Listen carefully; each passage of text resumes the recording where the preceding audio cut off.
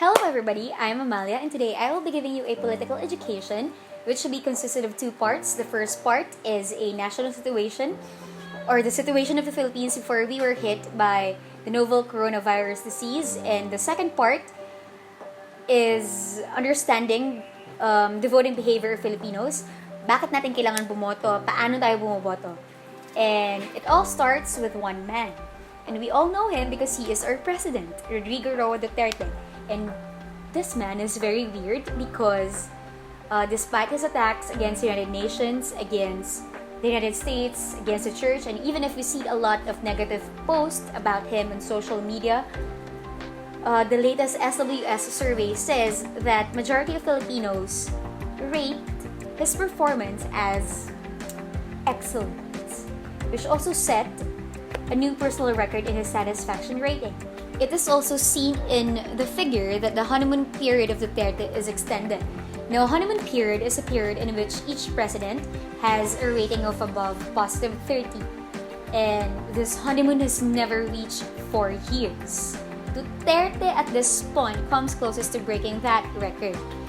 Now, for some people, it just means that Duterte has the support of the people because they can see his promise of real change. On the other hand, his critics say that this is a big joke given all the negatives associated to his administration.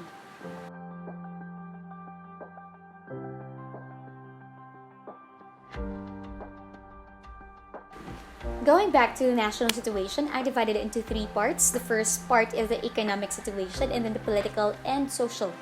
For the Philippine economy, in 2017, we are the top 3 fastest growing economy in Asia, with China being the first one and Vietnam in second.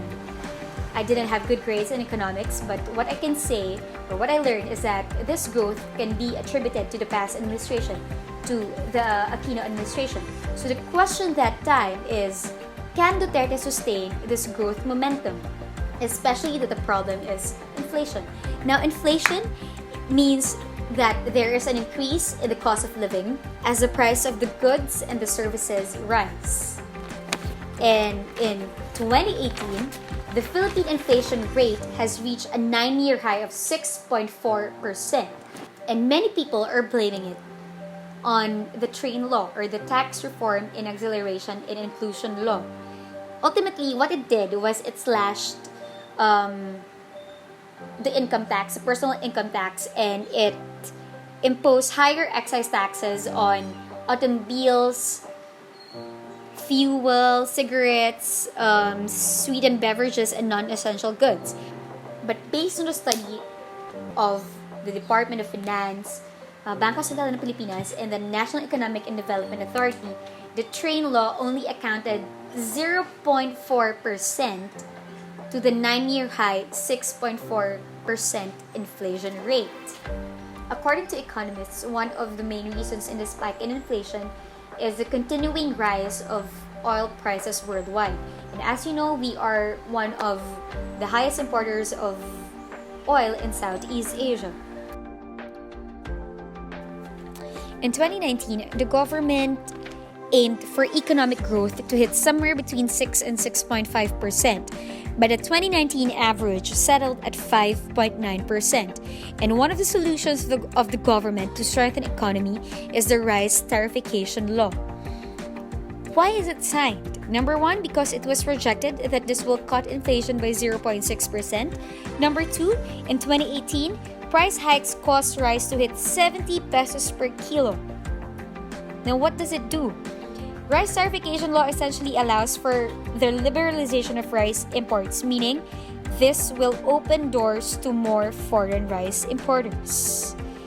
And it will remove the previously placed quota on rice imports, and it will permit traders to import a near unlimited quantity of rice. And how much are the tariffs? 35% from the Association of Southeast Asian Nations, or ASEAN, and 40% from non-ASEAN countries. And the taxes will go to the Rice Competitiveness Enhancement Fund, which will allocate the revenue for programs for mass irrigation, rice storage, and research initiatives.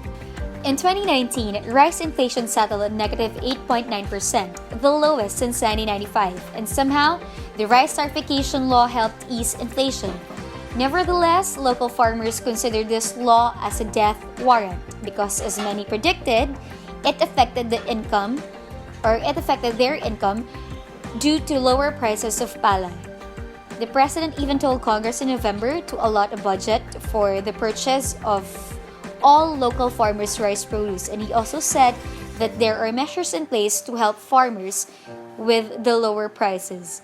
He then assured that in the long run, the measure will not only strengthen the economy but also provide opportunities for their sector. Also, according to the World Bank, the rice tarification law is a game-changing reform that would be critical to set the country to a higher path toward accelerating inclusive growth.